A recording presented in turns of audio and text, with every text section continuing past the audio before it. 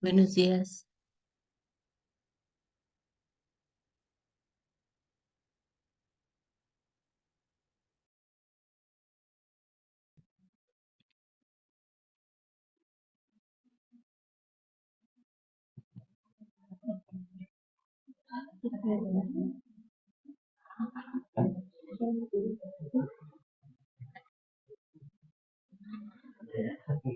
Bienvenidos a la tercera conferencia del Programa Institucional de Tutorías de la Escuela Nacional Preparatoria.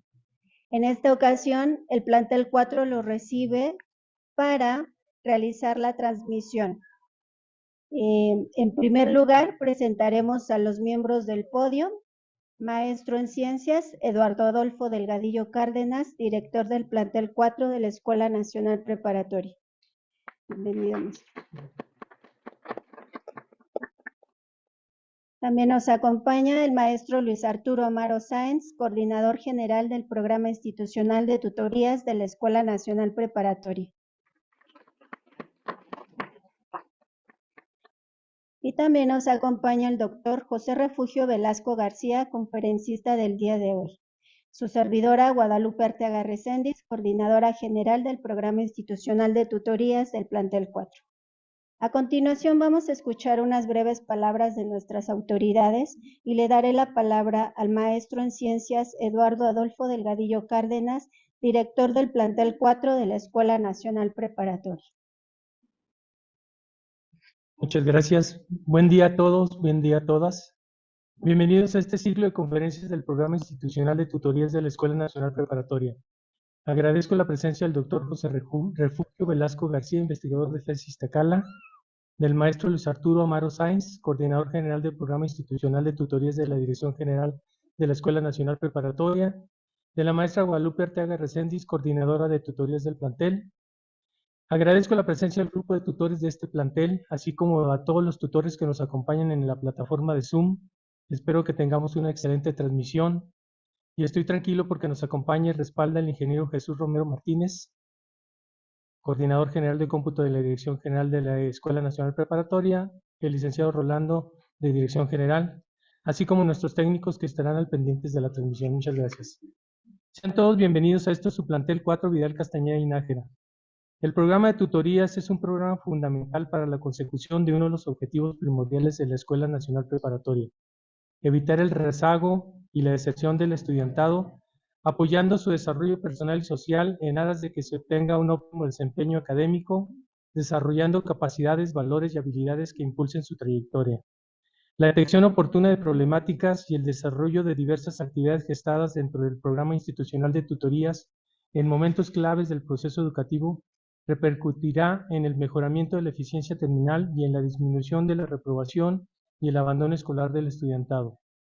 La tutoría es una acción de acompañamiento al estudiantado en la que se le orienta a partir del conocimiento de su situación escolar y personal, por lo que es necesario brindar a los tutores los recursos y materiales para apoyar su labor formativa, para que se identifiquen las necesidades académicas, inquietudes y aspiraciones profesionales del estudiantado. Es por esta razón que la Coordinación General del programa, en conjunto con las coordinaciones de los planteles, han desarrollado esta serie de conferencias para brindarles a ustedes, tutores, más herramientas para su trascendental labor y que se desenvuelvan de una manera idónea. Los temas presentados en el ciclo de conferencias parten de la urgente detección que ustedes han realizado de las problemáticas que atañen a nuestra comunidad.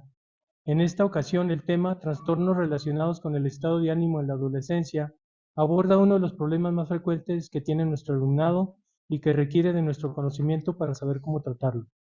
Entendemos que la salud mental se ha convertido en una prioridad no solo médica, sino académica en la sociedad contemporánea. Por ello, al tratarla a profundidad, será un gran paso para comprender a nuestro estudiantado y poder gestionar mejor sus problemáticas. Agradezco de nuevo su presencia y deseo que se cumplan los objetivos planteados en el desarrollo de este ciclo de conferencias. Enhorabuena y que tengan un excelente día. Gracias.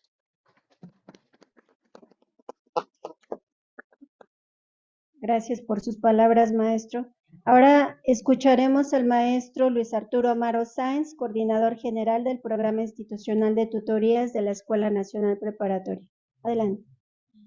Bueno, pues muchas gracias a todos los presentes, profesores, tutores, a la administración, al maestro Eduardo Delgadillo, a la maestra coordinadora Guadalupe, y pues decir que es un día para mí especial, en tanto que yo siento que cuando tenemos un conferencista que además se formó aquí en el plantel 4, da mucho gusto recibirlo, da mucho gusto tener esas palabras porque son de alguna manera las palabras de la experiencia de un estudiante que ya pasó por una trayectoria profesional y que nos viene aquí también a hablar un poquito sobre lo que es la adolescencia, ¿no?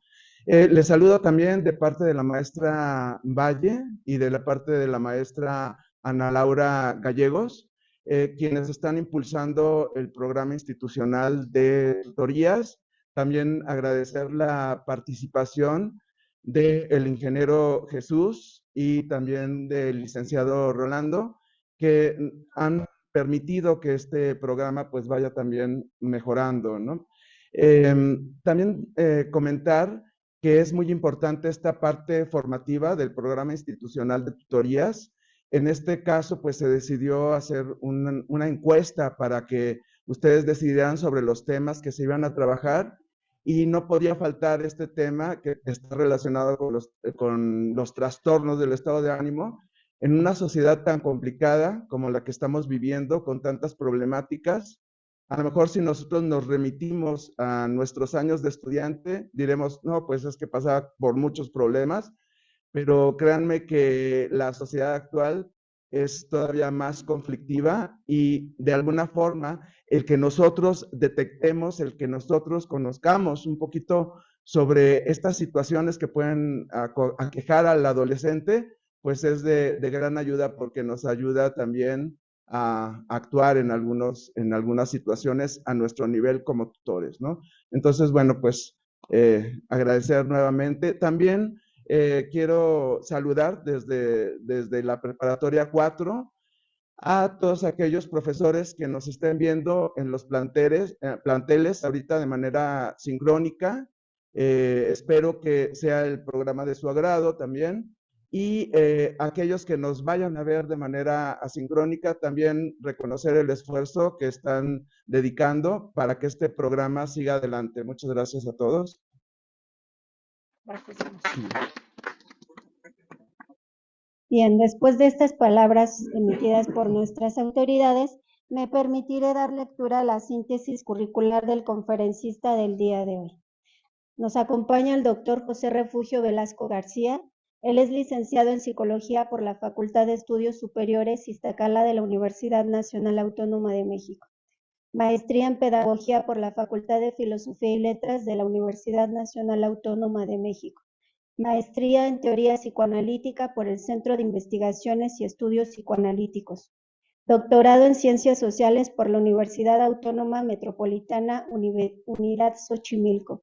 Es profesor en la carrera de Psicología en la Facultad de Estudios Superiores Iztacala de la UNAM. Autor del libro Génesis Social de la Institución Psicoanalítica en México. Coautor de varios libros.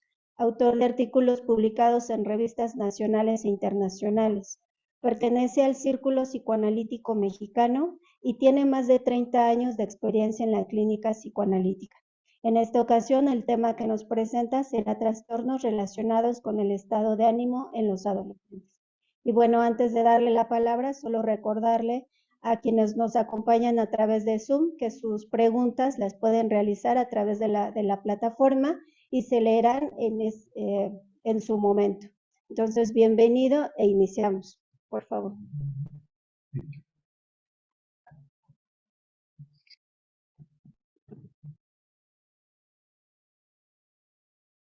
Bueno, pues muchísimas gracias. Me da mucho gusto estar acá con ustedes esta mañana, compartir un poco del trabajo que he realizado a lo largo de algunos años. De veras estoy muy emocionado, a ver si puedo hilar las ideas como yo quisiera. Estoy muy emocionado porque sí, yo soy egresado de aquí de la Prepa 4. al ver, al entrar, al volver a caminar aquí, pues se mueven muchos recuerdos. De veras me siento muy contento por la invitación que me hizo Arturo, en especial, que me den la bienvenida las autoridades, la maestra Guadalupe. Es un placer estar acá con ustedes. Creo que cuando vaya yo hablando sobre este tema, seguramente recordaré sobre la marcha. Me van a perdonar si en algún momento hago referencia a alguna situación que yo viví acá en la adolescencia, porque le decía a Arturo que jóvenes, qué muchachito se ve la gente de la prepa, ¿no? Es decir, yo estaba así. Fue la primera impresión que tuve al verlos entrar. Es una experiencia muy fuerte y muy bella también, ¿no? Al, al ver, al verme ahí y al espejearme con gente que va entrando. Bueno, me voy a desplazar un momentito para acá, para ir. Les agradezco mucho al equipo que nos apoya, de veras, muchísimas gracias. Espero que ustedes me dicen, por favor, con confianza, si estoy bien ubicado y si no, me salgo de foco. La intención es empezar a hablar sobre esto que se llama trastornos relacionados con el estado de ánimo del adolescente. Es importante para mí, antes de entrar al campo, ver desde dónde se va a hacer esta lectura de los trastornos, ¿no? E iremos viendo a qué nos vamos refiriendo con los trastornos y con los estados de ánimo. Es crucial que ustedes sepan, porque creo que no debe ser algo que se maneje como muy íntimamente, que no podemos hablar de que la ropa sucia se lava en casa. En el campo de las ciencias sociales hay mucha polémica. Creo que en otras ciencias sucede igual, pero en el campo de las ciencias humanas, de las ciencias sociales, hay polémica. Esas polémicas, desde mi punto de vista, son muy fructíferas. Nos ayudan mucho a el desarrollo y el avance de las ciencias humanas. Dentro de las ciencias humanas, nosotros hemos colocado a la psicología.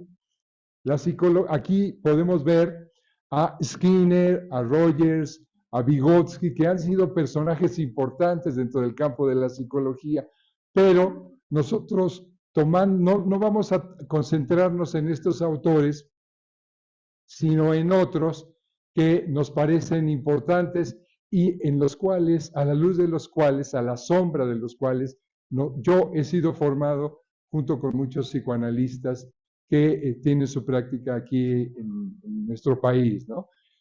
Por favor, la siguiente. Cuando yo les diga, por favor, se me pasa, ¿no? Son algunos de los personajes importantes. Vamos a partir de la teoría social y su articulación con el psicoanálisis, ¿no? Algunos teóricos y gente que investiga en el campo de la sociedad, pues aquí los tenemos, ¿no? Pierre Bourdieu, Paulo Freire, Cornelius Castoriadis, son gente que ha impactado mucho nuestra formación y que tomamos o retomamos algunas ideas para avanzar en la reflexión en torno a la adolescencia. Por favor. Aquí ya entramos de plano, de lleno, al campo de los grandes autores o los autores importantes. Solamente mencionamos 3 porque hemos hecho un recorrido pues importante, creemos que ha sido muy fructífero para nuestra práctica clínica. Aquí está, por supuesto, Sigmund Freud, François Dolto, que trabajó con niños y con adolescentes. Hay 2 libros que yo les recomiendo particularmente de esta mujer, que se llama La causa de los niños y La causa de los adolescentes. Son libros muy prácticos. Ella tuvo un programa de radio en Francia y daba, no consejos, sino dialogaba, porque no es el estilo del psicoanalista dar consejos, sino problematizar junto con los analizantes, los pacientes, los temas que son de interés y así poder ir construyendo y enfrentando los conflictos, ¿no? Y Luis Canciper, que es un psicoanalista importante que acaba de fallecer recientemente, y que también trabajó mucho en el campo de la adolescencia. Él es un psicoanalista latinoamericano, ¿no? Entonces, sí hay, digamos, una práctica del psicoanálisis muy vigente, y de ahí retomamos algunas reflexiones para mostrarlas el día de hoy. Para mí es importante que vayan viendo qué les llama la atención de esta breve exposición, y que podamos también establecer un diálogo, tanto con la gente que está acá presente en la sala, como con la gente que está acompañándonos en línea, ¿no? Lamentablemente ya no podríamos establecer un diálogo con la gente que nos vea de manera sincrónica, pero creo que vale la pena. Yo por ahí dejaré mi correo por si hay algún comentario, alguna observación, y me la pueden hacer llegar con toda confianza. Como universitarios, pues podemos dialogar y entrarle al campo de la tutoría y también de la adolescencia, que no es un campo sencillo, ¿no? Y que sí ha sufrido varias alteraciones y modificaciones. Por favor. Vamos a concentrarnos. El campo de la adolescencia es muy amplio. Podríamos incluso hablar de que hay adolescencias en plural y no solo una adolescencia, ¿no? No solo una etapa de adolescencia, llamada adolescencia. Si nosotros preferimos, digo, gente que trabajamos en el campo del psicoanálisis y de la práctica clínica, preferimos hablar de las adolescencias.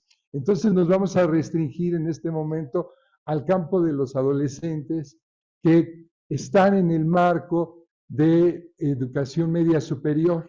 Creo que es importante, ¿no? Para no divagar mucho, porque sí tienen particularidades las distintas adolescencias. Entonces, es una adolescente que está cursando y que está institucionalizado de alguna manera, que ha hecho una triangulación entre la escuela, su comunidad y la familia, y eso es importante, ¿no? Hablaremos de esa triangulación un poco más adelante, por favor. Un poquito más atrás. Aquí tenemos algunos riesgos. Es importante hablar de los riesgos, ¿no? Todos nos hemos dado cuenta que somos una población, el ser humano, una población vulnerable, ¿no? Creo que a partir de la pandemia fue más evidente que somos muy vulnerables y que fácilmente podemos ser, pues, dañados por una enfermedad, por un accidente o incluso fallecer. Entonces, aquí están algunos elementos de riesgo: los conflictos familiares, las dificultades de integración al ámbito educativo, los problemas económicos, los conflictos psíquicos, las drogas también es un campo importantísimo en esta etapa. A partir de los años 70, de los 60, la drogadicción, así se le llamaba en ese momento, empezó a ser una preocupación enorme de los gobiernos y empezaron proyectos para, digamos, abatir el campo de la drogadicción, ¿no? Acá en México hay varios esfuerzos, es una historia muy interesante.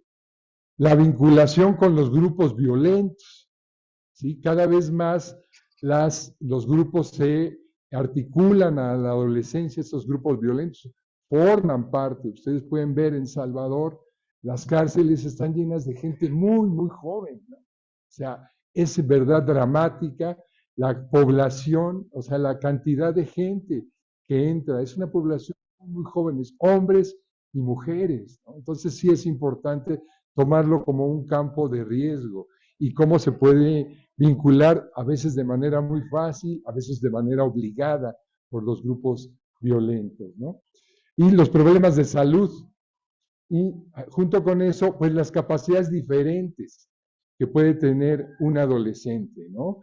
Alguna secuela de alguna enfermedad, algún daño físico, alguna discapacidad, que bueno, es todo un término, todo a debate, pero sí es importante porque hay dificultad, ¿no? No es solamente tener miopía, sino a veces ser débil visual o no escuchar. Y con estos programas de integración, pues es muy fácil que esos jóvenes lleguen, ¿no?, sin dificultades a estos niveles, que son los niveles de educación media superior. Entonces, ahí están. Y también tienen particularidades. Esto de la particularidad es importante. El psicoanálisis se concentra mucho en esta, digamos, en este vértice de lo singular y lo social. Tanta importancia tiene lo social como lo singular. Una persona en particular, ¿no? Y los grupos también. Es muy importante que tomemos en cuenta esta singularidad, porque no solo es hablar de la adolescencia que está en educación media, sino la particularidad de cada adolescente, ¿no? Y luego veremos la implicación que eso tiene en la tarea que desarrollan ustedes con las tutorías. Adelante. Es importante también ver que hay transversalidad en estos ámbitos, que son la familia, la escuela, la calle o la comunidad, y el espacio digital. El espacio digital ya nos invade, no podemos excluirnos, nos conectamos ahorita, gracias a la tecnología, pues pueden estar viéndonos, escuchándonos, podemos conversar incluso.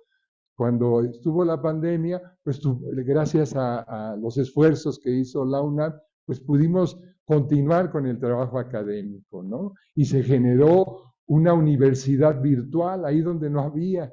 Entonces es importante que como el espacio virtual se cruza con la escuela, con la comunidad, y en esa transversalidad, esos cruces, a eso me refiero con transversalidad. Los cruces que permanentemente ocurren en esos espacios.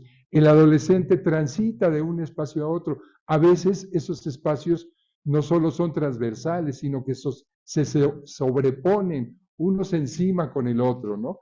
El adolescente puede estar ahí en nuestra clase, pero puede estar consultando su celular, ¿sí? Y ahí está un espacio encima del otro, ¿no? A veces favoreciéndolo, a veces obstaculizando los procesos que se dan en esos espacios particulares.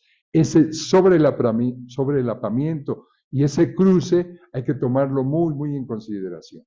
Por favor.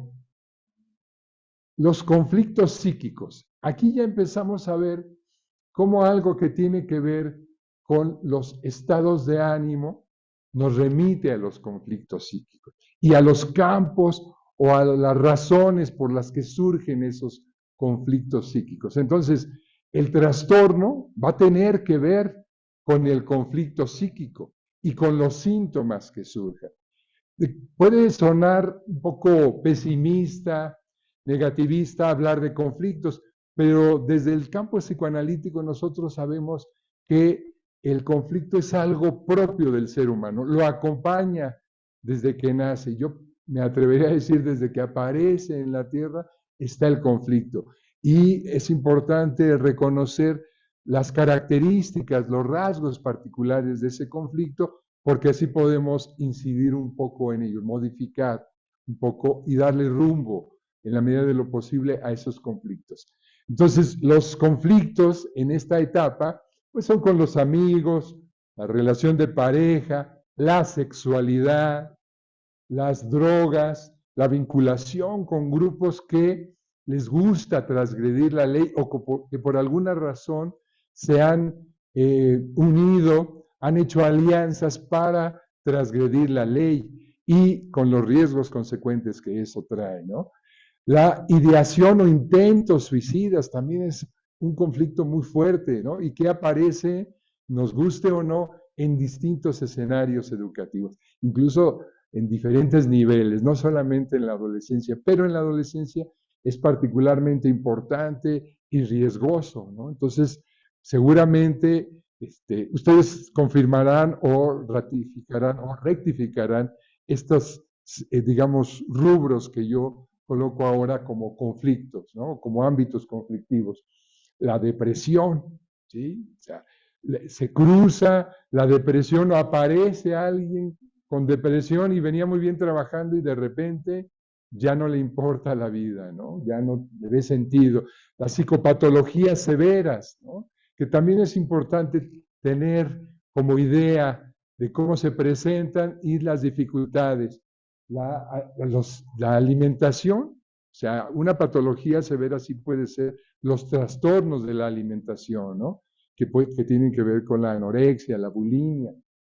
El autismo, a veces hay gente que puede llegar a estos niveles educativos, pero que no alcanza a conectarse muy bien del todo. Sin embargo, pueden tener capacidades como para llegar, cuando digo conectarse, quiero decir socializar, ¿no?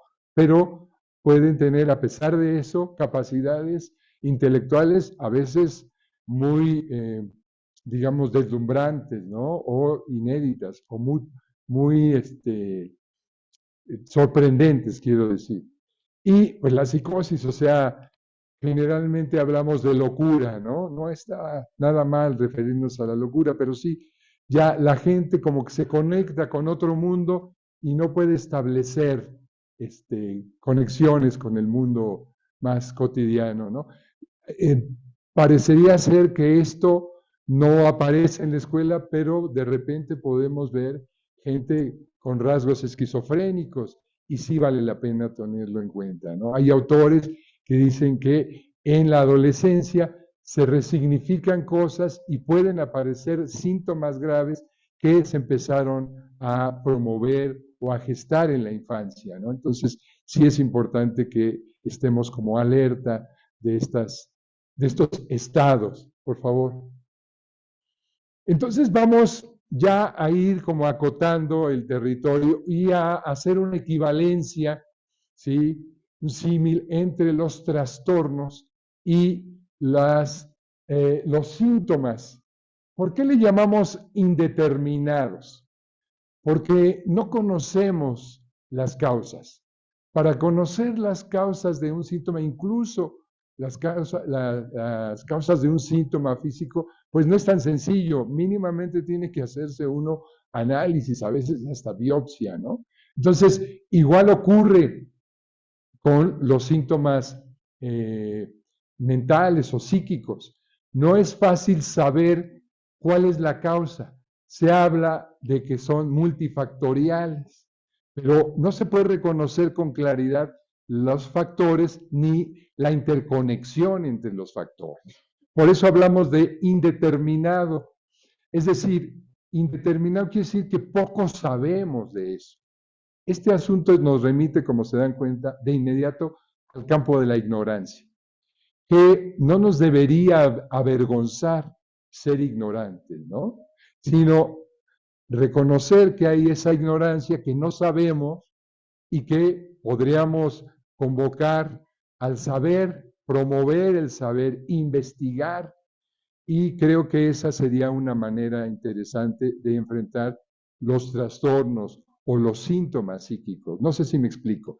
Al decir es indeterminado, es decir, no sé qué está ocurriendo, no sé cuáles causas y cuáles elementos están en juego para que el conflicto que yo estoy percibiendo en un alumno o en un grupo de alumnos se esté produciendo.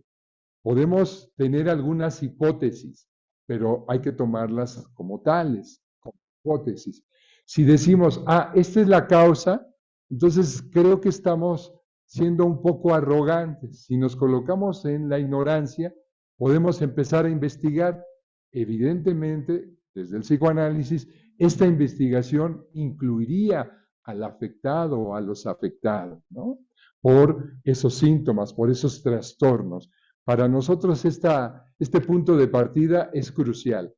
Es decir, está indeterminado, no sabemos cuáles son las razones, sabemos que hay una serie de elementos en juego, pero efectivamente y con precisión no tenemos esa precisión. El síntoma es entonces una expresión de elementos, un interjuego de elementos que tienen que ver con lo consciente y con lo inconsciente. El psicoanálisis se concentra mucho en los procesos inconscientes, ¿no? Y lo inconsciente es el campo privilegiado del psicoanálisis.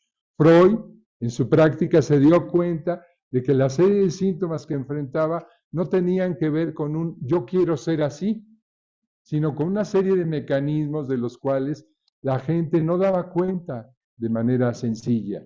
Entonces empezó a derivar o a generar ciertas técnicas y cierta teoría, de la cual hablaremos muy brevemente ahora, ¿no? Pero sí es importante reconocer esta premisa del psicoanálisis. Hay procesos inconscientes, es decir, que determinan, ¿sí? Y que no sabemos cómo, nuestro ser, nuestros gustos, nuestras preferencias, nuestras repeticiones, nuestros comportamientos, ¿no? Es una premisa importante.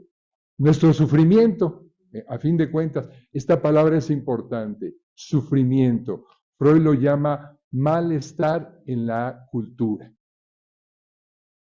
Hay elementos de orden intrasubjetivo, es decir, intrapsíquicos, que ocurren en el sujeto, en la persona. Cuando hablo de sujeto es persona, pero también intersubjetivos, es decir, entre las subjetividades, entre las personas, y también con las instituciones, ¿no? Con los valores de las instituciones, con los imperativos de las instituciones. Entonces los conflictos no solo son personales, sino personales, interpersonales y con las instituciones. Esta es la perspectiva donde ya empieza a aparecer los elementos sociológicos de los que les hablaba y del vínculo teoría social psicoanálisis, ¿no? Las dificultades son fundamentales, pero tienen como una dificultad crucial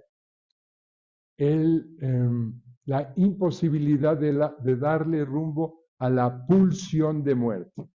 Este tema es fundamental en el psicoanálisis, crucial diría yo. Nos referimos a que hay una tendencia del ser humano hacia la autodestrucción y hacia la destrucción. Esto evidentemente suena muy pesimista, ¿no? Y nos puede incomodar un poco. Yo le sugeriría que charláramos un poco en un momentito respecto a qué les parece esta propuesta, ¿no? Esto quiere decir que hay una serie de impulsos y que no son, que la pulsión no es el instinto, sino es una expresión que Freud diseñó al calor de la práctica clínica y de reconocer que hay una pulsión y una exigencia corporal y psíquica que no aparece en los animales, ¿sí? Y que además va variando de objetos. O sea, uno no se satisface con un objeto. El instinto sí. El instinto tiene una meta muy precisa. En cambio, la pulsión, además de tener representación, fantasía, ligado al impulso, cambia de objeto, ¿sí? Y cambia de objeto a veces de persona a persona o de un estado a otro. Me voy a permitir dejar un poco porque voy a tomar agua. ¿Sí?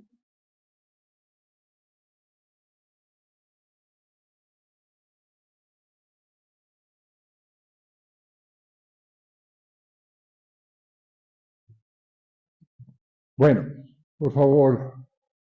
Ok. A ver, un poco para atrás, para ver si... Ah, sí, entonces sí. Exactamente. Entonces, ya, adelante. Ok. La pubertad y la adolescencia están entrelazadas. ¿Qué quiere decir? Ustedes saben muchísimo de la pubertad. La pubertad tiene que ver con cambios fisiológicos. La adolescencia tiene que ver con cambios emotivos, psíquicos, transformaciones psíquicas.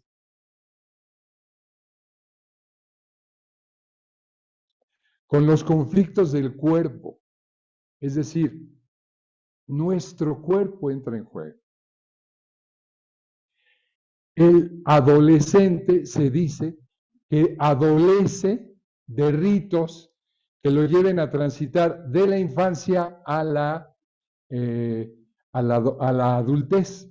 Entonces, sobre todo en las sociedades urbanas, en las sociedades occidentales, no hay esos ritos que en ciertas comunidades están muy claros.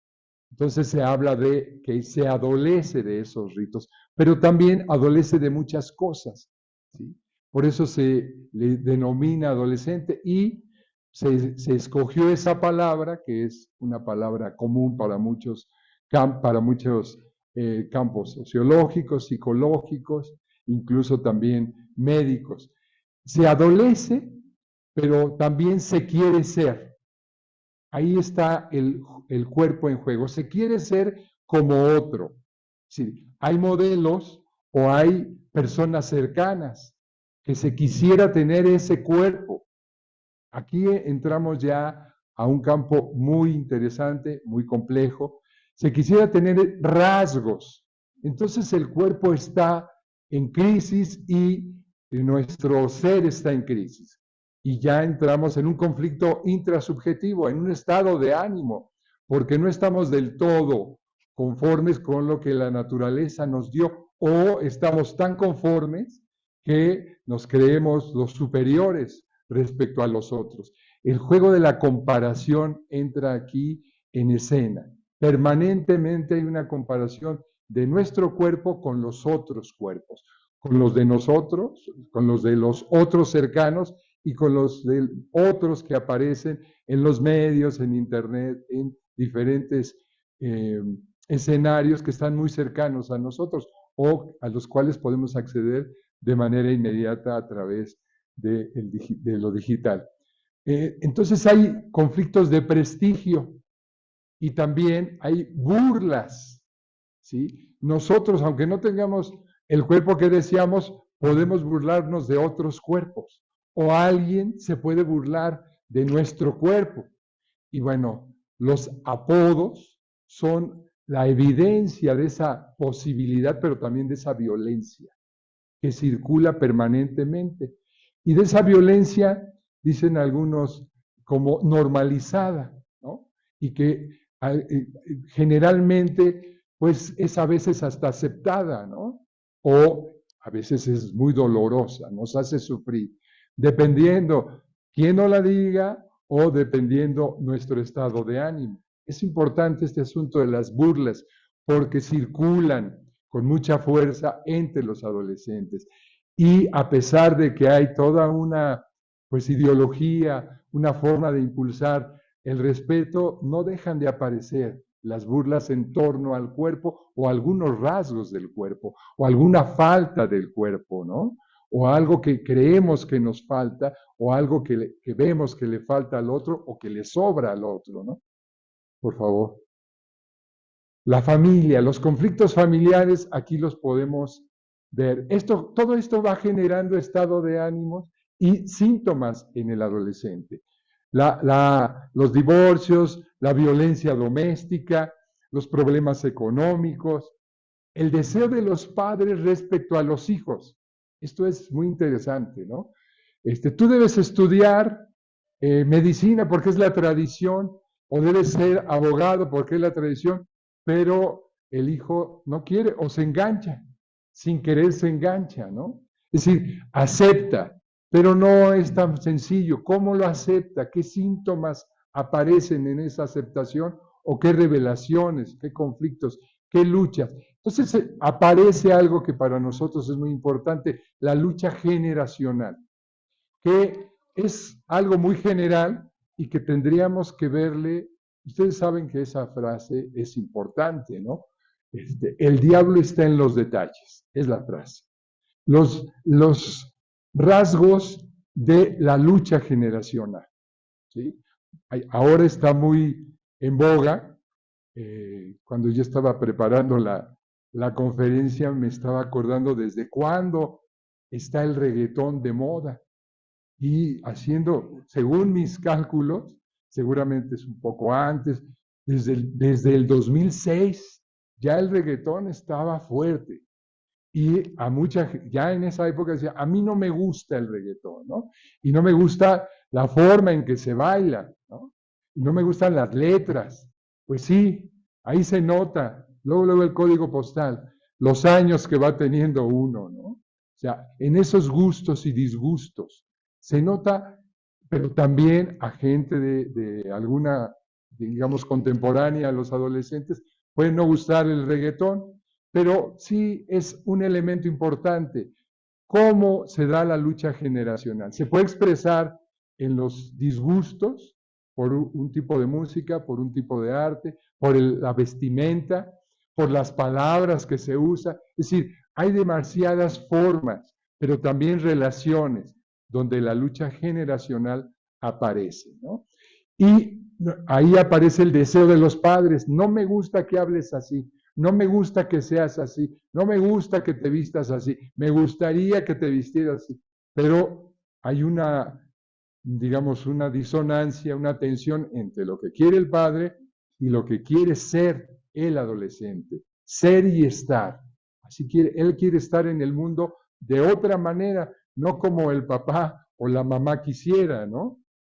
Entonces, hay una batalla permanente, y casi lo pondría yo con signo de interrogación, ¿no? Hay una batalla permanente, hay apoyo, hay comprensión, palabras que vale la pena tomar en serio, ¿no? O sea, hay respeto a cómo se viste, a cómo se peina, a cómo actúa, a con quiénes se junta. Ahí se expresa la lucha generacional. Hay devaluación, en muchos casos, de la palabra, en esta lucha generacional, de la palabra de los padres. Curiosamente, hay mucho fascinación o convencimiento de la palabra de los pares o de los discursos que llegan al adolescente por diferentes vías, ¿no? Entonces, la palabra de los padres, a veces de los maestros, es devaluada. Los consejos, me acuerdo esa frase, ¿no? Dije, como que los consejos tienen efecto en retroactivamente. Mi abuela decía, perdón por estas autorreferencias, les pido una disculpa, pero pues es que la adolescencia se juega todo el tiempo y aparece, ¿no? Aparece el código postal. Mi abuela decía, a ti te entra por una oreja y te sale por otra, ¿sí? Después uno entiende que hay mucho desierto en esas frases, como que retroactivamente dice, mi abuela tenía razón en muchas cosas e incluso se apropia uno de esos dichos, ¿no? Y se los lanza al adolescente, su hijo, su sobrino, en fin, a otra generación. Habría que ver qué tanto esas nuevas generaciones reciben eso o en qué tiempo lo van a recibir. Aquí empieza a aparecer una expresión importante, la resignificación. Luego regresaremos sobre eso. Adelante, por favor. Esta dificultad para escuchar consejos, el enojo de los papás, es importantísimo, ¿no? La rabia, el odio que puede sentir un papá, un maestro, ante los adolescentes y la reciprocidad de odios, la circulación de las pasiones, vamos a decirlo claramente, dentro de los escenarios educativos, dentro de los escenarios familiares. Es importante que aceptemos que eso está circulando, porque la palabra es, ¿qué vamos a hacer con esa circulación? ¿Vamos a hacer como que no existe? ¿Como que no nos odian los adolescentes? ¿Como que no nos caen mal? Incluso esta palabra, ¿sí?, que circula, no sé si ustedes ya la han escuchado, son aborrecentes, ¿no? Son aborrecibles en cierto momento. Pues sí, pero ¿qué dirán de nosotros? ¿Sí? ¿Qué dirán de nosotros como papás? ¿Qué dirán de nosotros como maestros? Es importante ver la circulación de odio, la circulación de pasiones en los escenarios donde convivimos con los adolescentes, para ver qué hacemos con eso. Y no decir, no sientas odio, no, me tienes que querer, o me tienes que amar, o yo te quiero mucho. La ambivalencia está permanentemente en juego en todas las relaciones humanas, entre los adolescentes y con los adolescentes, ¿no? En esta trama generacional. Podemos aceptar los puntos de vista, ellos pueden aceptar nuestros puntos de vista. ¿Dónde y con quién se expresa el conflicto? ¿Con cuál generación? Esto es muy, ahí aparece lo indeterminado con mucha claridad. Hay a veces lucha generacional entre hermanos. No se llevan muchos años. Se llevan 6, pero no se aguantan. ¿Sí? O sea, no se toleran porque tienen unas actitudes, según el grande, muy infantiles. Se llevan 2, 3 años o 6. ¿No? Pero hay una lucha generacional. Parece que hay pretexto para pelearse. Cualquier pretexto aparece como bueno para pelearse entre las generaciones, a veces muy cercanas, ¿no? Entonces, si es relativo, no se reconoce con facilidad la brecha generacional. No necesariamente tiene que ver con la cantidad de años, sino cómo se va percibiendo el mundo y cómo se va percibiendo lo que el otro es, lo que el otro dice, lo intolerable que aparece para nosotros, lo que el otro es, lo que el otro dice, ¿no? Y hay que reconocer, según nuestro punto de vista, esas formas, esas modalidades. Por favor. La sexualidad es un campo muy, muy conflictivo. Desde el punto de vista psicoanalítico, podríamos decir que es un gran enigma para todos. Esto es desde el punto de vista psicoanalítico, tómenlo muy en cuenta, ¿no?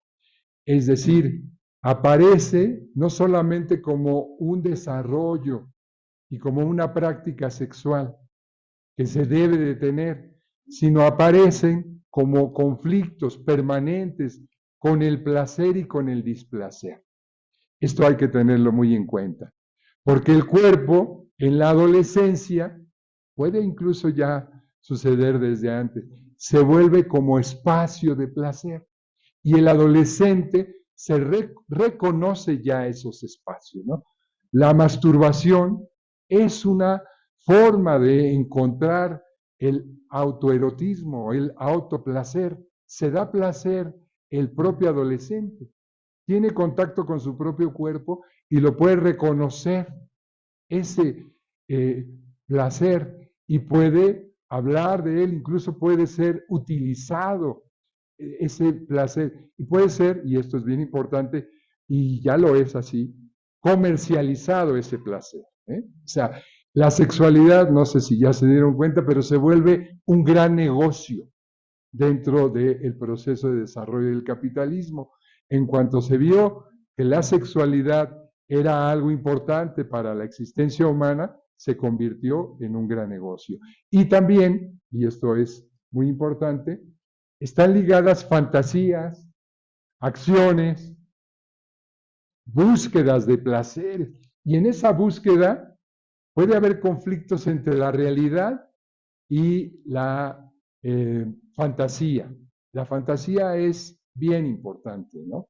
Nosotros como psicoanalistas le damos un papel crucial a la fantasía. La fantasía opera, es un escenario psíquico al cual tenemos acceso. El ejemplo claro de la fantasía es el sueño.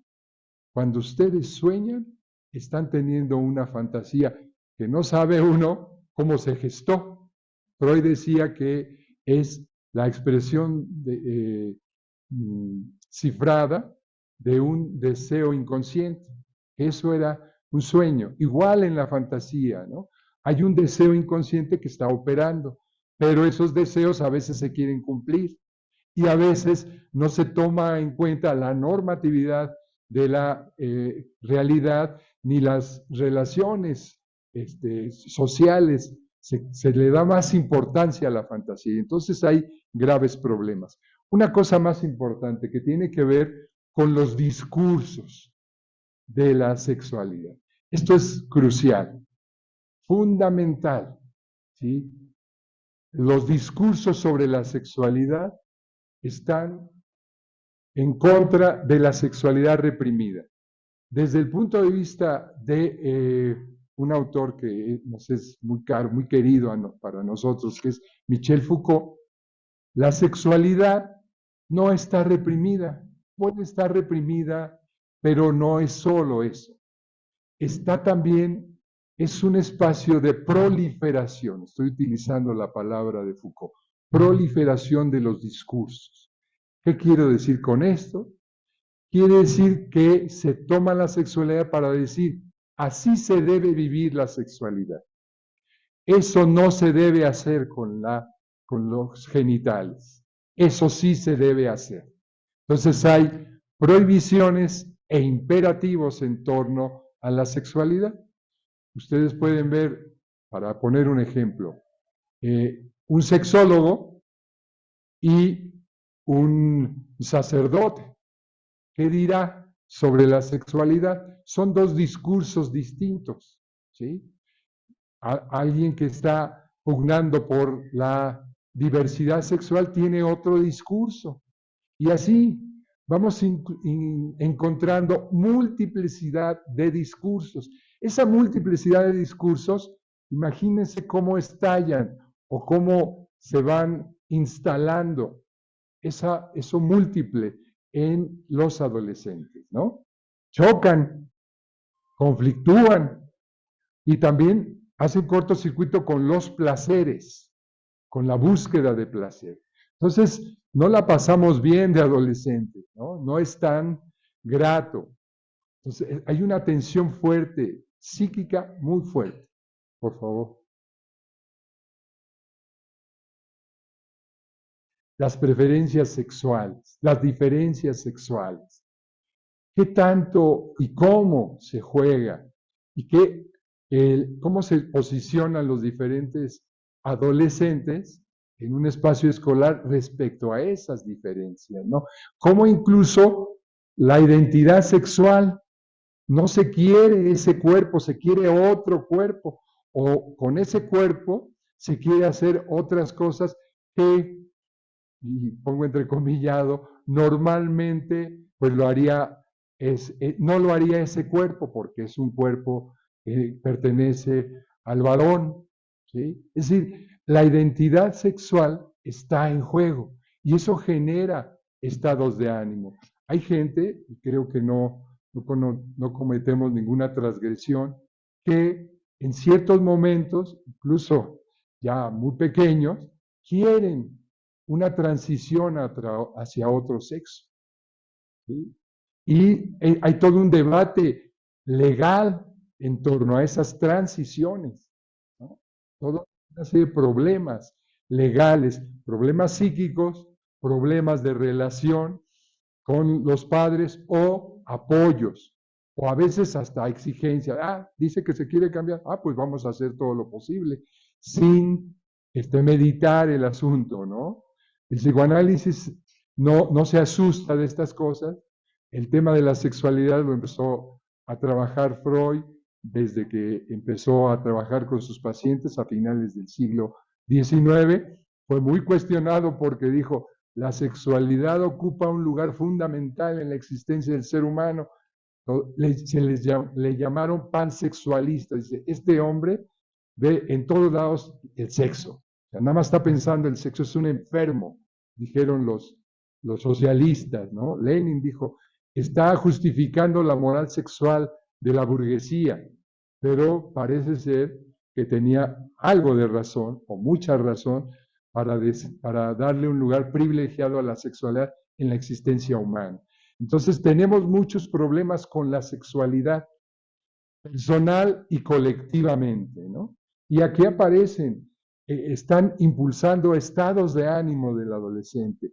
Los adolescentes, entonces, viven la sexualidad como algo enigmático y a veces no quieren reconocer esos enigmas ni explorar esos enigmas. Hay respuestas fáciles que dan estos discursos, ¿no? Entonces, si hay un enigma, pues está un discurso que le da una respuesta y una salida. Pero nosotros decimos desde el psicoanálisis, pues vamos a hablar, vamos a escucharnos, vamos a ver con qué se relaciona estas inquietudes, estas posibilidades que tú estás planteando de ser otro, ¿sí? O estos conflictos que tienes con tu sexualidad, tan sencillo como acercarse a una chica, ¿no? De invitarla a salir, no saber de qué hacer o de qué conversar con una chica que le gusta mucho. Estas digamos, particularidades de la sexualidad que ocupan un lugar muy importante en la adolescencia. Yo diría, la sexualidad es un enigma a lo largo de toda la existencia. Por favor. Implica responsabilidad, por cierto. Las adicciones. Adicciones, aquí le ponemos un signo, de un guión, porque parece ser que tenemos muchas dificultades para hablar de nuestras adicciones. Las adicciones no solamente nos remiten al campo del consumo de drogas, ¿no? Podemos ser adictos al trabajo, ¿sí? Podemos estar obsesionados por el trabajo. Y si no, no tengo tiempo, es que vamos, nos puede decir nuestra mujer, nuestra esposa, oye, es que tengo una cita, vamos a ver a mi mamá. No, estoy trabajando, no puedo. Adicción es a veces embriagarse con una actividad, ¿sí? Uno puede embriagarse con el celular y perderse en pasar de un TikTok a otro, ¿no?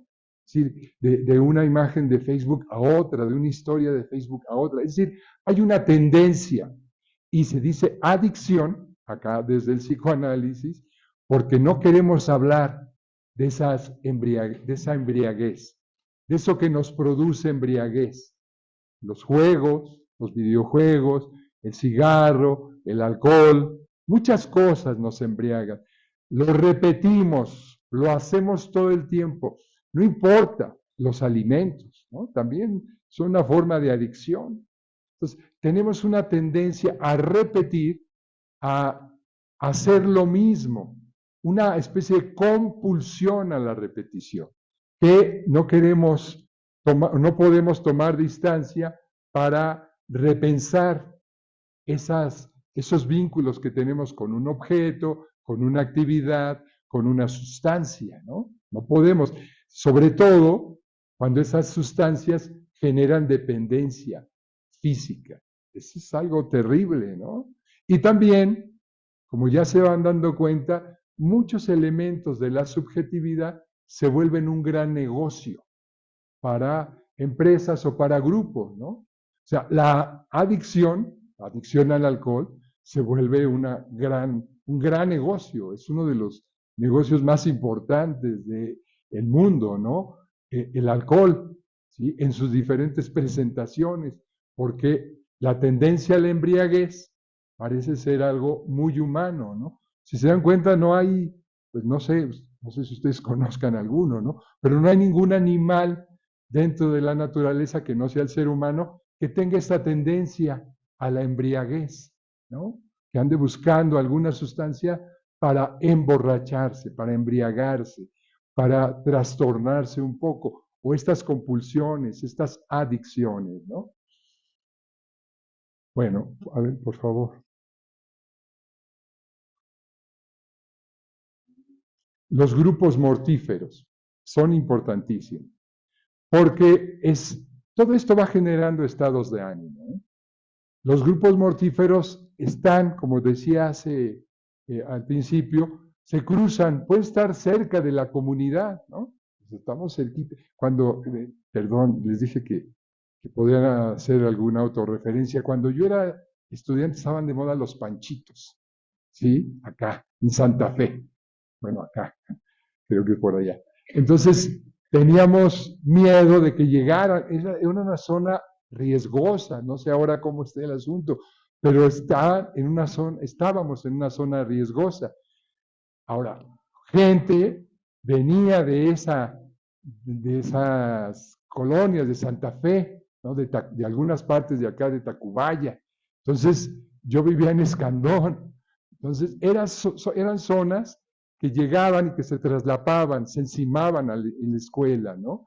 Entonces, son riesgos que se corrían en ese tiempo, pero creo que se corren ahora.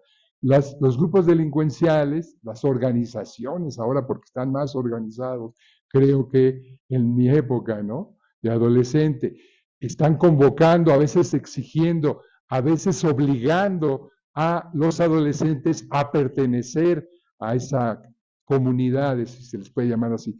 No sería errado llamarles comunidades porque hay una normatividad, porque hay una serie de valores que están en juego ahí, valores que tienen que ver con la violencia, con la destrucción propia, con la venta de ciertos productos, ¿no? Con la transgresión de la ley. Y son síntomas sociales, pero también síntomas de los grupos y de los adolescentes, ¿no? Tendencias a transgredir la ley.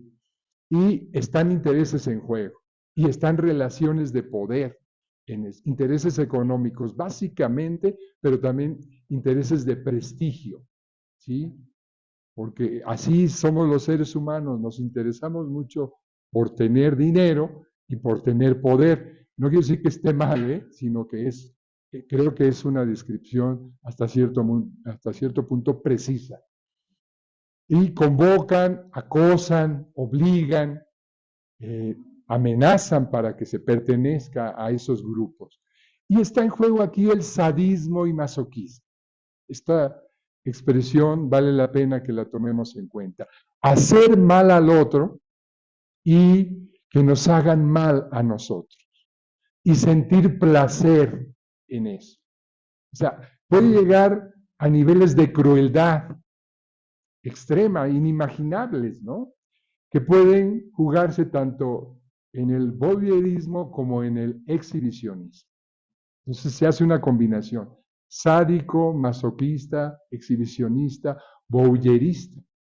Podemos ver cómo hay adolescentes, incluso adultos, que están viendo videos donde están golpeándose personas o jóvenes y circulan, ¿no? A veces se vuelven virales, pero no, y llegan hasta los medios de comunicación más comerciales, pero eso no quiere decir que no haya permanentemente circulación, esos, y da placer. O sea, e incluso hay algo inenarrable, es decir, no se puede poner en palabras, no se puede simbolizar. Y uno le pregunta, ¿cómo te gusta eso? No veas eso, te hace daño a tu cabeza. Y bueno, le hacen a uno caso mientras están con uno, pero ya en la intimidad están gozando. Esa palabra es importante. Goce.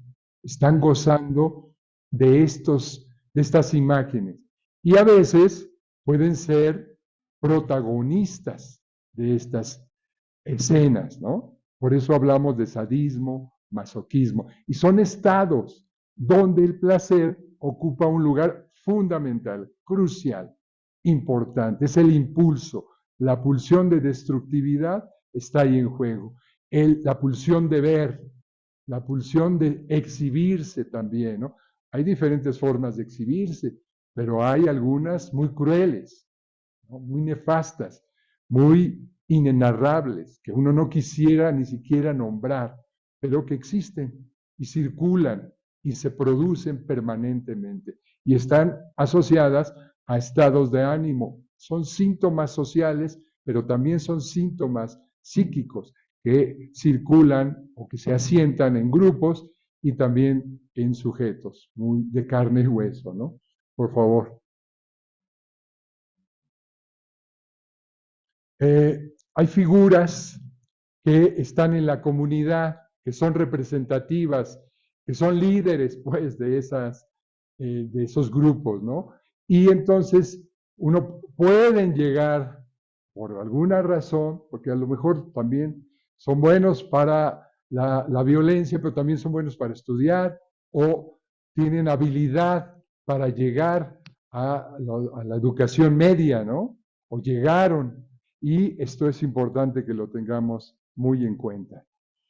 Las figuras son seductoras. Esta expresión puede parecer fuera de lugar, pero convocan y hay quien acude fácilmente a esas convocatorias, ¿no? Son llamados, no todos van. Y en ese llamado, pues hay no solo obligan, sino a veces llaman. Es como si tuviera un brillo y ese brillo deslumbrara y uno va hacia ese lugar o hacia esas personas que tienen brillo, ¿no? Estas frases para mí son relevantes en la medida, por ejemplo, la seducción, porque vamos a ver si ocurre o no, si ustedes ven que ocurre o no, ¿no? los grupos, los medios, lo digital, si no está seduciendo a nuestros adolescentes o a alumnos y familiares adolescentes, ¿no? Hay también familias vinculadas a los verdaderas familias que se dedican, ¿no? Que ya tienen tradición digamos, en la delincuencia o en la transgresión, que vienen desde el abuelo, no se sabe bien a bien cómo se instaló esa tradición, pero se cruzan, esa tradición se cruza con la escuela, ¿no? Y entonces a veces es complicada, porque empiezan a irradiar violencia dentro de las estructuras escolares, ¿no? Y bueno, impulsan valores y transgreden la ley y hay crueldad y odio. Y hay también venganza.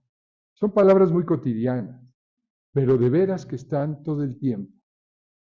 Esas fórmulas de venganza, este deseo de venganza, está permanentemente circulando y los adolescentes pueden ser absorbidos, devorados por los deseos de venganza, ¿no? Pueden ser de ellos o pueden ser de sus padres, ¿no? O sea, porque algo le sucedió, un grupo le hizo a otro y el adolescente pues, mató, aniquiló a su papá y en el adolescente se gestó ese deseo de venganza, ¿no? Que no es fácil enfrentar, explorar, desmontar. El sometimiento, como los factores psíquicos, sometimiento, ¿no? Un poco el sadismo tendría que ver con eso, quererse someter, desear someterse. Esto puede parecer muy extraño, yo lo sé, ¿no? Pero hay gente que le gusta servir al otro, servirse de otro también, ¿no? Y entonces está la tendencia al sometimiento, la tendencia a someter, el rencor, ¿sí? El placer y el dolor en juego, ¿no? No sé si han percibido, a mí me gusta traer el ejemplo del picante, porque creo que es muy ilustrativo, ¿no? Cuando uno come picante, entonces incluso hay comerciales que explotan muy bien eso, ¿no? O sea, le está ardiendo uno la lengua o hasta el estómago, pero dice, qué rico, ¿no? Entonces, eso, díganme si no tiene que ver, es la conjunción del placer y del dolor. Ahí en síntesis. Es algo muy extraño. No sé si algún animal que no sea el ser humano tenga ese hábito, ese gusto, pero acá sí, y los adolescentes experimentan mucho eso y lo pueden llevar a niveles de espacios donde transgreden la ley y de alianzas donde se transgrede la ley. Muy bien, por favor. Y la angustia, es importante la angustia, porque a veces algo que tiene que ver con una desesperación inenarrable, con un sentimiento de soledad, puede estar detrás o junto, ¿sí? No de manera mecánica, con estos impulsos, ¿no? Entonces está uno desesperado y busca cosas, busca la embriaguez, busca los grupos, busca cosas mortíferas, pero hay un gran monto de angustia. La angustia acompaña al ser humano durante toda la existencia. Son temas que los grandes filósofos han abordado y que habría que estar muy atento hacia eso, ¿no? Lo abordaron porque son temas que los acompañaron a ellos, pero que nos acompañan a todos los seres humanos. La angustia, la ansiedad, incluso ahora está mucho de moda decir, es que me dio un ataque de angustia, me dio un ataque de ansiedad. Tiene que ver, ¿no?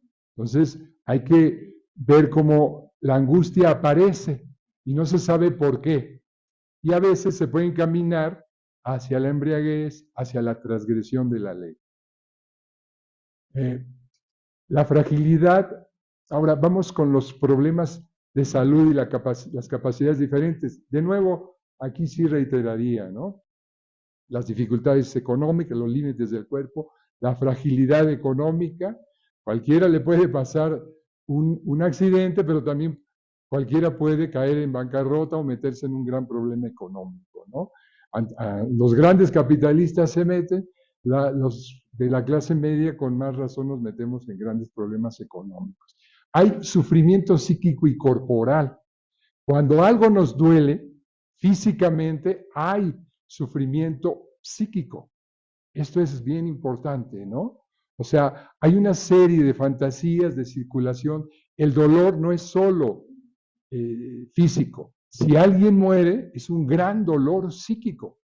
Si algo nos pasa, el dolor de muelas, el dolor de estómago, nos puede poner, como dicen, a girar la ardilla. ¿Sí? O sea, uno puede imaginar una serie de cosas que me están pasando o que me van a pasar porque me duele el estómago. ¿Sí? La capacidad que tiene uno para inventar o para sufrir es inconmensurable, de veras. Y bueno, aquí va apareciendo algo importante porque las capacidades, las dificultades físicas pueden tener grandes problemas. Si yo estuviera a mayor distancia de donde estoy ahorita de la pantalla, porque estoy frente a una pantalla, pues no vería, mi miopía me impediría ver. Entonces, si hay gente miope, adolescentes con miopía o con dificultades graves de la audición, pues ya se va a trabar una relación con el conocimiento muy fuerte, muy complicada, y esto los va a poner en jaque frente al conocimiento escolar, ¿no? Bueno, ok. Hay que ver si hay gente que acompaña, si entiende esos problemas, ¿no? O simplemente está devaluando esos problemas, o está diciendo, digamos, minimizando esos problemas, quiero decir. Por favor. Ahora sí entraríamos a la escuela. La escuela forma o está incluida en 3 tareas imposibles que llamó Freud, o que ubicó Freud. Esas 3 tareas imposibles son gobernar, o educar, gobernar y psicoanalizar. Tareas imposibles, pero que no se deben dejar de hacer, dice Freud, porque de otra manera, muy fácil desaparece el género humano. Hay que hacerlas cotidianamente, aunque sean imposibles. Así que si a ustedes les parece difícil aprender algo o enseñar algo, ¿sí? Es que están en el campo de la imposibilidad, en un territorio que no es sencillo. No es sencillo enseñar, no es sencillo que el otro aprenda, porque a veces no puede aprender, no quiere aprender. Entonces aparece esta imposibilidad. Ya no se diga gobernar, y bueno, psicoanalizar también tiene grandes problemas, pero hay que hacer esas otras 2 actividades, porque si no, sí estaríamos al borde de la destrucción. La escuela es un espacio que hace triángulo, es decir, nos saca de la comunidad, nos saca de la casa, de la familia. Entonces es un espacio muy valioso, se le llama de socialización, pero también puede ser un espacio de transformación del ser. La escuela es un lugar donde el ser humano se va vinculando con las producciones culturales. Se transmite lo que una generación hizo a la siguiente, o se ve las producciones culturales actuales, contemporáneas, y en esa medida uno puede empezar a discernir cuáles son los gustos que uno tiene por esas producciones culturales. Acá se puede encontrar la vocación, ¿sí? Es decir, lo que a uno le interesa del mundo. La música, hay gente que se brinca las clases y se va a teatro o se va a música, ¿sí? Se va porque ahí le gusta, y aquí tuvo esa oportunidad de establecer un contacto con esas producciones culturales en su comunidad, en su familia. No había esa posibilidad de vincularse a esas producciones culturales. Entonces la escuela es crucial, es fundamental en la existencia del ser humano, ¿no? es imprescindible para alejarnos, triangularnos, tomar distancia de la familia y de la comunidad, para pensar cosas, para sentir cosas, porque además estamos en contacto con personas diferentes a las de la comunidad. Las diferentes clases sociales en la universidad se dan cita, ¿no? Es una ventaja que la universidad puedan asistir gente de satélite, gente de acá de las Lomas, igual de Tacubaya, de zonas paupérrimas, y que se den cita y que empiecen a convivir, a generar vínculos. Hay transformación subjetiva, ¿no? Y generación de vínculos importantes. Ok. Pero hay una cuestión. Es el conocimiento o lo que la producción cultural está evaluada, busca evaluar. ¿Qué pasa? ¿Sí? Es una situación complicada, la evaluación dentro de la escuela. Y eso afecta, genera estados de ánimo, ustedes saben, ¿no? ¿Cómo se ponen o cómo nos poníamos cuando teníamos un examen? Hay una situación de tensión, de miedo frente a las evaluaciones. Entonces, no es solamente que tengamos contacto con las producciones culturales, sino que nos van a evaluar qué tanto sabemos, qué tanto aprendemos. Aprendemos sin H intermedia, ¿no? Sino aprendemos, conocemos, repetimos, tenemos ahí habilidad para resolver las evaluaciones. Entonces, es algo importante porque no es un contacto con las producciones culturales sui generis, ¿sí? No es cualquier tipo de relación con la cultura. Por favor.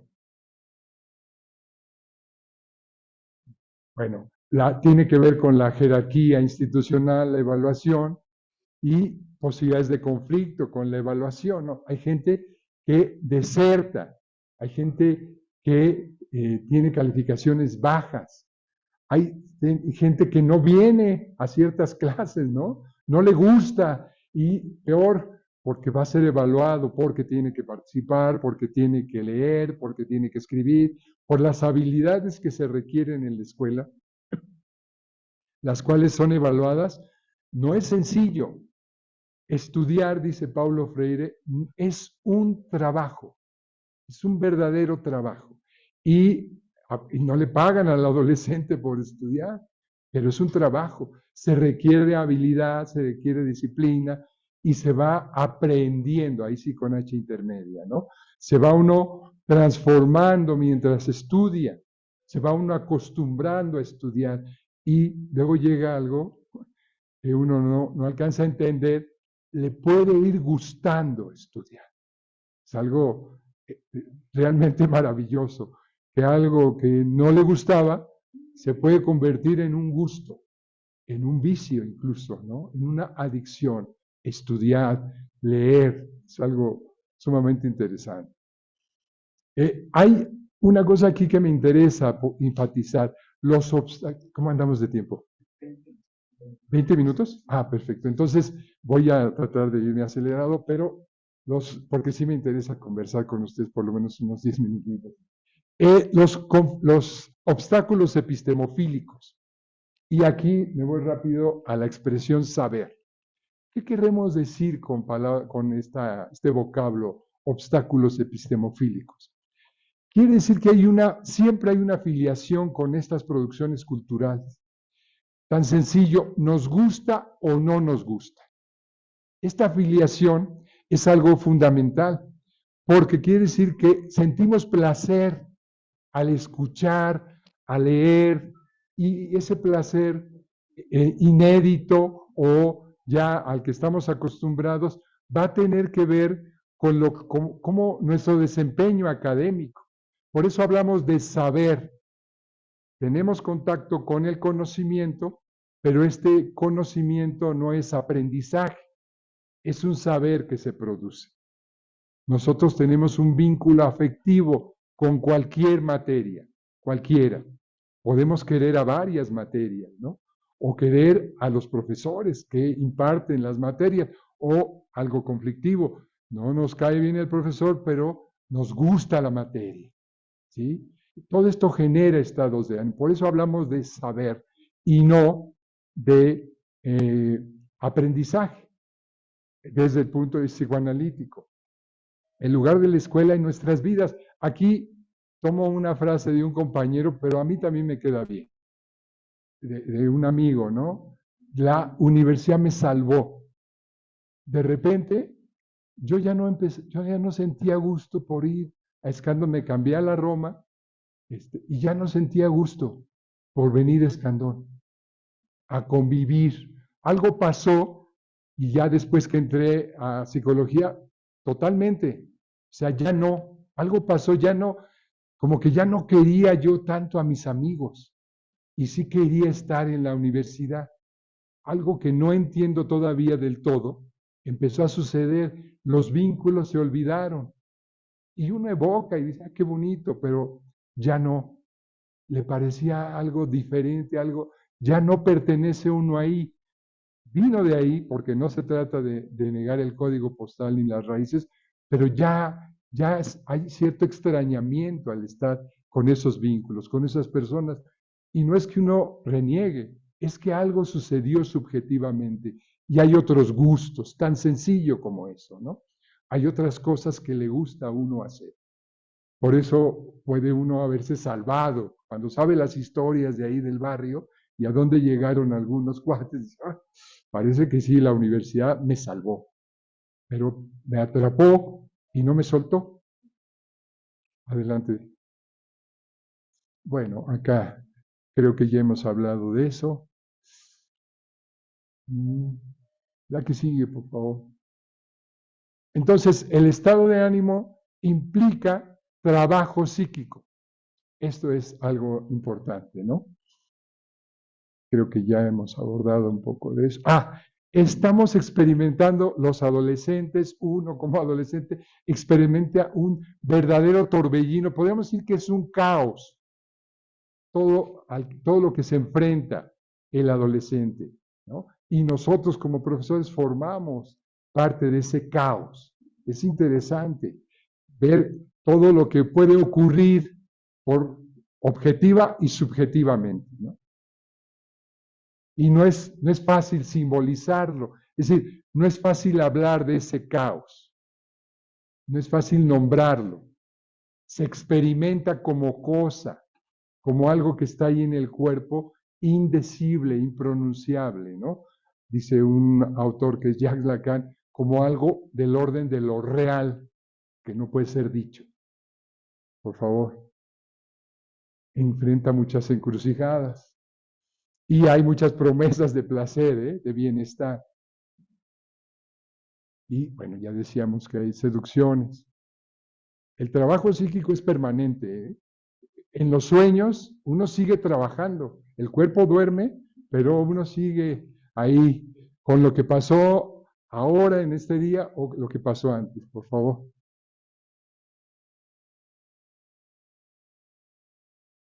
Ya hemos hablado de las fantasías, del mundo imaginario, aquí se está reiterando, y cómo aparecen ciertas condiciones, ¿no? La depresión puede ser algo importante porque algo ocurre en el sujeto, los duelos que lo agobian, y entonces ya no le ve de adolescente, ¿no? O sea, no tiene ningún problema físico, está muy bonito, muy bonita, pero algo, no tiene gusto por la vida. Es fuerte eso, ¿no? Que alguien con tanto potencial no tengas ganas de vivir. Y no es sencillo valorar qué está pasando, ¿no?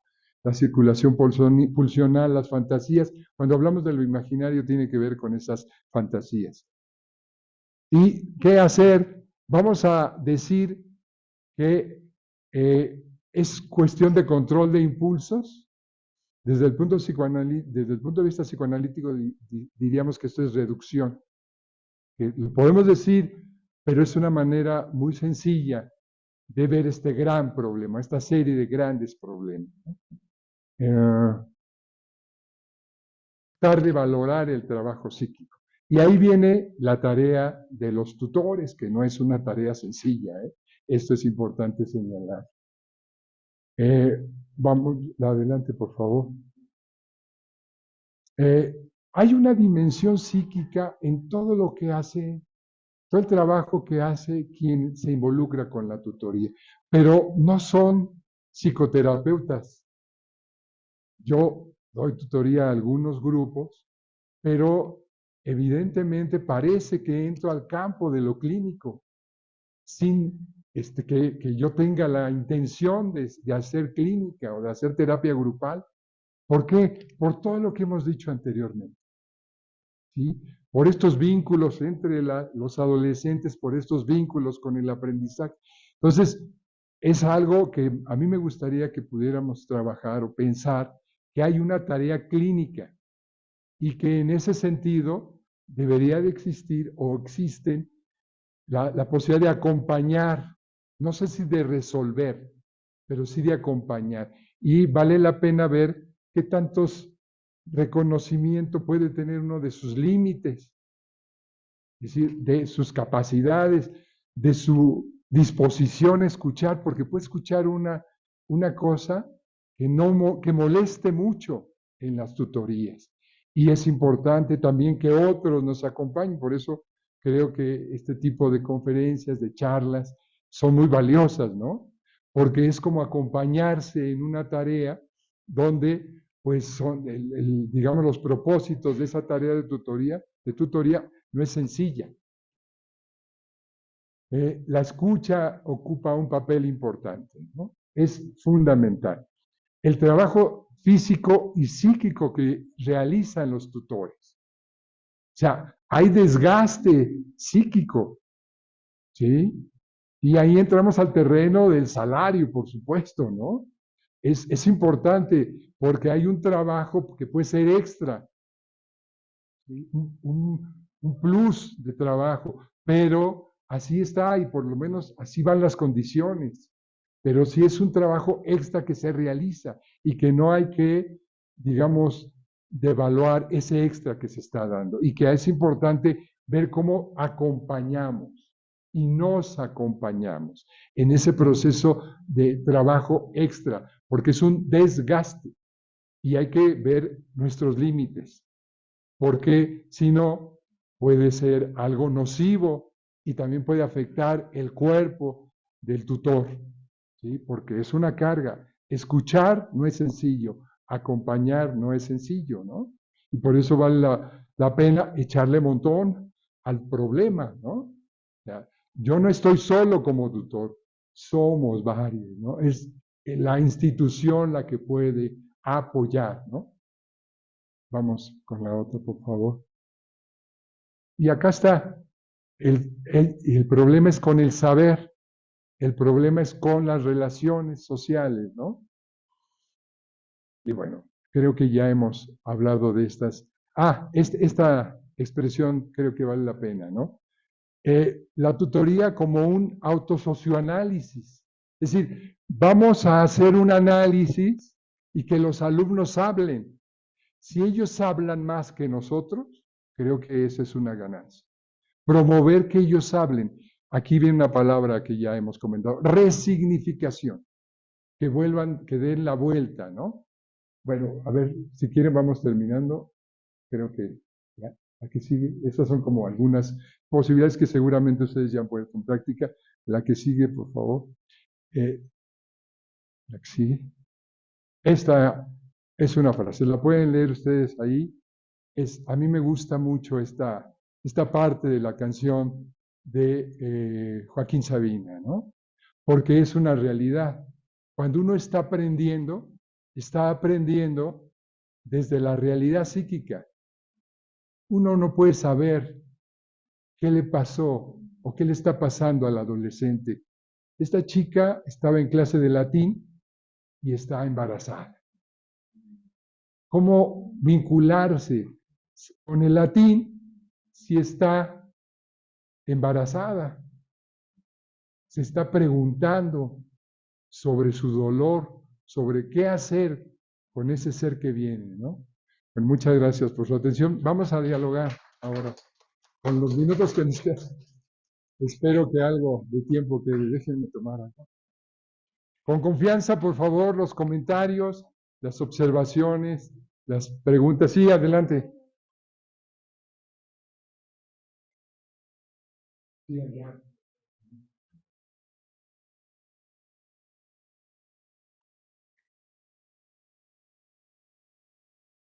Creo que hay que tomar el micrófono. Ah, Gracias. si quiere Buenos pasar días al frente. a todas, a todos. Mire, profesora, pase Ay, para acá para que gracias. nos vean todos los de Zoom. Ah, sí, creo que estamos en radio, ¿no? Sí. ¿Sí? Escribí mi pregunta para profundizar más en ella, espero ahorita recordarla. Antes que nada, felicitarle porque justamente su charla está enfocada a esa gran labor que realizamos como tutoras, tutores. Y una problemática que actualmente, al menos en los tutorados y tutoradas a los que estoy a cargo, tiene que ver con los conflictos familiares, en particular el divorcio. Me preguntan qué hacer y entonces, aparte de la devaluación de la palabra, también observo que hay una devaluación de la figura que habían construido de padre y madre. Sí. Y entonces, ¿cómo orientarles para que ellos puedan resignificar esa experiencia y no les afecte como les está realmente repercutiendo en su desempeño escolar y en su vida afectiva? Sí, vamos a, ¿qué les parece si podemos hacer como una ronda de algunas preguntas y comentarios y luego las vemos, ¿no? Perfecto. ¿Sí? Gracias. No, al contrario, gracias, profesor. Sí, también si llegó algún comentario o alguna observación.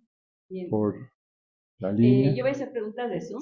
Sí, adelante. Nos estuvieron llegando y la primera pregunta tiene de Trepa 6. Dice, ¿cómo podemos y debemos identificar cuándo no se considera un comportamiento sano? Cuando el comportamiento no es sano, el de un adolescente. No es sano. Ok. A ver. ¿Pasa otra? Sí, otra. Yo creo que 3 y comentamos. Aunque el siguiente. ¿Qué tanto trastornan las religiones la realidad sexual del individuo? O sea, ¿qué tanto las cambian? Sí. ¿Y en qué debemos centrar nuestra atención los tutores para que en paralelo a la clase apoyemos a nuestros estudiantes? Okay. Creo que las preguntas se pueden conectar en el lugar del tutor, ¿no? Creo, tomando como punto de partida lo que pregunta la profesora acerca del divorcio. Creo que es una situación muy importante. ¿Qué tanto se trastorna uno, ¿no? Si nuestros padres se separan, y qué tanto tiene uno la, digamos, sensibilidad de reconocer que es una situación grave. Creo que eso sería algo importante. De entrada, es algo doloroso, reconocerlo ahí, algo que nos hace sufrir, ¿no? Y si partimos de esa idea, vamos a ver qué decirle, qué hacer. Yo diría, vamos a escuchar. Ahora, ahí viene el tema. Por eso les digo que estamos como tutores en el campo clínico. Si yo quiero, mi relación es para ver qué problemas tiene con el conocimiento. Pero ahí hay una triangulación. Es sujeto, ser humano, y digo sujeto porque está sujeto precisamente al devenir social, al devenir afectivo de otros. Él no les dijo a los papás, o ella no les dijo, divórciense, no, pero está inmerso en esa trama ya. Y en ese sentido hay que ver si uno puede escuchar y quiere escuchar, y hay que ver si el adolescente puede hablar. Yo creo que eso es lo que podría uno hacer, con muchas limitaciones, es que tienes que hablar de eso. Háblalo, busca espacios. Aquí puedes hablar de eso. Ahora ahí viene la parte fuerte de los tutores. ¿Podrán escuchar ustedes esas historias? Si ustedes escuchan esas historias, van a acompañar. Pero hay veces que uno no le da la gana escuchar esas historias. Así de sencillo, ¿no? Uy, más problemas de los que yo ya tengo. Hay que ver también, ¿no? Entonces, ver si uno puede encauzar y decirle, mira, acá nos vamos a concentrar en tu dificultad que tienes con las materias, pero puedes ir a hablar a este espacio, ¿no? O sea, derivación. O sea, hace mucho, pero a partir de la pandemia los espacios de escucha se multiplicaron. Y ya no, antes de cuando yo decía, ¿qué? Pero pues vas a atender puros locos, decían, ¿no? Sí, a mí me gusta la psicología. No sé muy bien qué es eso, pero me gusta la psicología. Ahora lo sé y sé que no es para locos solamente, ¿no? Entonces ahí está. En el caso, las otras preguntas creo que están un poco en esta dirección. ¿Qué es lo bueno?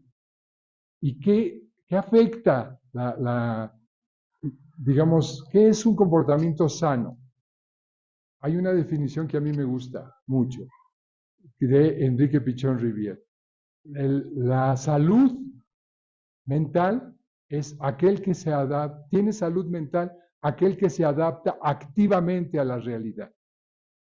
Si nosotros nos adaptamos activamente a la realidad y no hacemos daño al otro, ¿sí? No perjudicamos al otro, esto es un comportamiento sano. Pero junto con el comportamiento habrá que ver el trabajo psíquico, mental, fantasioso que está ocurriendo en nosotros. Porque podemos ser muy buenos, pero puede haber algo de engaño de nuestra parte, ¿no? Y podemos sentir mucho coraje, mucho odio, y entonces vale la pena ver cómo somos muy lindos por fuera, ¿no? Pero cómo eso ser lindo nos está costando trabajo, porque estamos cargando con mucho odio, con mucha rabia, y cómo no podemos hablar de eso. Entonces, no se trata de hablar mal del otro, sino ver dónde puedo hablar eso que siento del otro. Hablar se vuelve en el psicoanálisis algo fundamental. Lo dijo muy bien la maestra. Resignificar. ¿Sí? El après-coup, dicen los franceses. Hay que darle otro sentido. La historia siempre cambia. ¿Por qué cambia? Aunque ya nos pasó, si hablamos, la estamos cambiando. Porque estamos cambiando el vínculo que tenemos con eso que pasó. ¿Por qué creen que hay tanto debate con lo político? Porque dice, es que dijo eso, pero eso que dijo significa tal cosa. No, eso que dijo significa, es decir, hay versiones de lo que se dijo, hay interpretaciones. Entonces, lo que nos pasó, por más terrible que haya pasado, un divorcio, haber pertenecido a una escuela religiosa, puede ser algo que podemos transformar con la palabra, con contarlo, recontarlo, volverlo a contar. Dicen los psicoanalistas, y Derrida habla sobre eso, que no es psicoanalista, fue filósofo, reescribir. Al hablar, reescribimos nuestra historia y es lo mejor que podemos hacer. Ahora, ¿ante quién? Ante ustedes como tutores, se está reescribiendo la historia. Por eso digo que es importante su papel, ¿no? Pero pueden no tolerar esa reescritura, pero sí derivar. A ver, vamos a reescribir esta parte. Tú tienes un problema con qué, con quién, derivemos, ¿no? Si yo no voy a cargar con todo, yo puedo derivar porque es parte de nuestra historia. Entonces, la religión, hay que ver quién, cómo, qué religión y quiénes materializaron la religión, ¿no? La religión no puede ser, no solamente es un discurso de sometimiento, puede ser efectivamente un discurso de pacificación, porque los mandamientos hablan de la pacificación, ¿sí? O algunas partes de los mandamientos. O sea, y no es que yo sea muy religioso, para nada. Hay que ver cómo se interpreta o cómo se sanciona desde la religión. Cómo algo puede ser malo y nos vamos a ir al infierno y estamos ya condenados porque hicimos algo, porque pensamos algo, porque nos gustó algo, que no nos debería gustar porque es pecado. ¿Sí? Entonces, insisto, el diablo está en los detalles. Hay que ver estos detallitos, ¿no? Hay que desmontar las historias y ver cómo podemos escuchar estos detalles. ¿Qué dijo el sacerdote? ¿Qué me dijo? Me dijo tal cosa, pero yo ahora pequé y esto que pequé me está molestando, distrayendo de mi relación con el conocimiento, ¿no? Bueno, no sé si estamos, ¿cómo andamos de tiempo? Ya Ya. terminó el tiempo, desafortunadamente. Bueno, Entonces, muchas gracias, no, muchas gracias a doctor, por ustedes. habernos compartido su experiencia. Vamos a tomar nota de las preguntas que quedaron pendientes y las Claro, vamos a sí, por facilitar a supuesto. usted, y la respuesta la vamos a enviar vía correo electrónico a Muy quien haya bien. enviado la información. Entonces, los invito a pasar al podio para cerrar la Ok, sesión. con gusto. Gracias.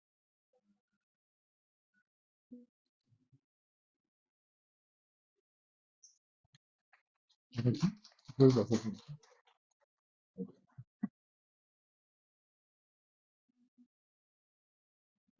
Gracias.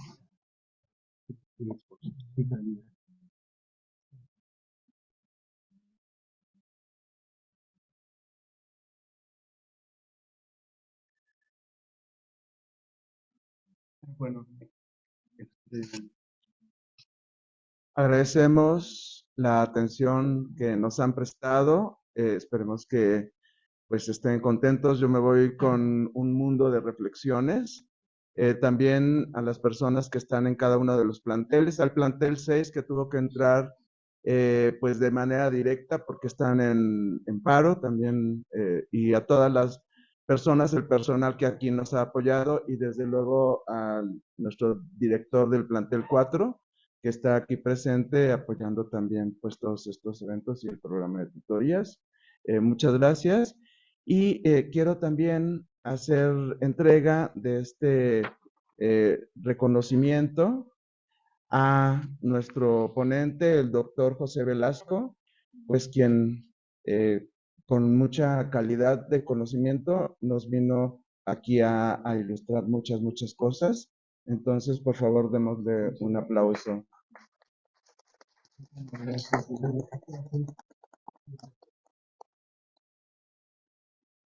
Ujú. Bueno, muchas gracias a todos y estaremos en la siguiente conferencia. Gracias.